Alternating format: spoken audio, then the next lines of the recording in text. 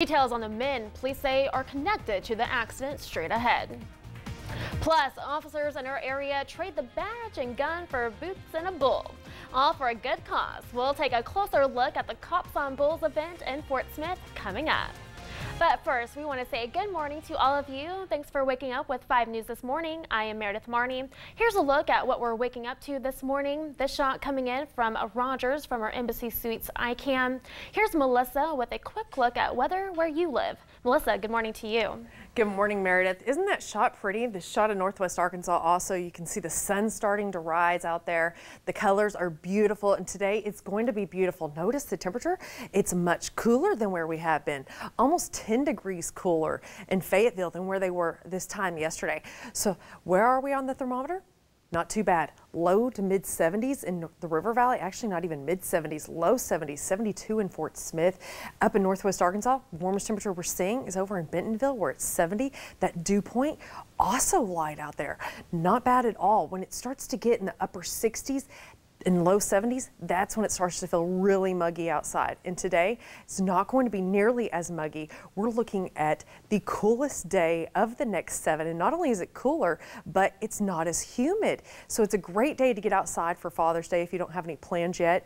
And it's going to be a gorgeous start to the work week. We do see those temperatures start to climb back up by the end of the work week, and the potential for some heat advisories. So a lot to talk about, which we'll get to in your full weather in just a few minutes.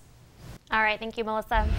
This morning, Fort Smith police are still looking for the 2 suspects who are connected to a deadly stabbing. Police say Jimmy Yoakum was killed after he was stabbed in an apartment on North 11th Street. Yoakum was stabbed in the stomach and later died at a hospital from his injuries. Police are now looking for the 2 men who are believed to be connected to the stabbing. One of them is described as a short, chubby Hispanic man between the age of 20 and 25. The other, a skinny, bald white man between 35 and 40 years old. If you have any information about this case, you are encouraged to call Fort Smith Police or the River Valley Crime Stoppers line. Meanwhile, we have new information about a deadly shooting in Van Buren. Police say the suspect died Saturday night at a hospital in Little Rock.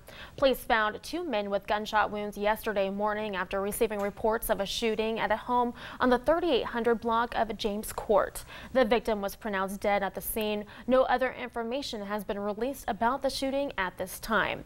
Police say they are investigating it as a murder-suicide. A local couple wanted for questioning by the FBI has been captured. Alan and Daphne Crawford were located Saturday morning after hours of searching. Officers say they were taken into custody outside of Academy Sports and Outdoors in Fayetteville.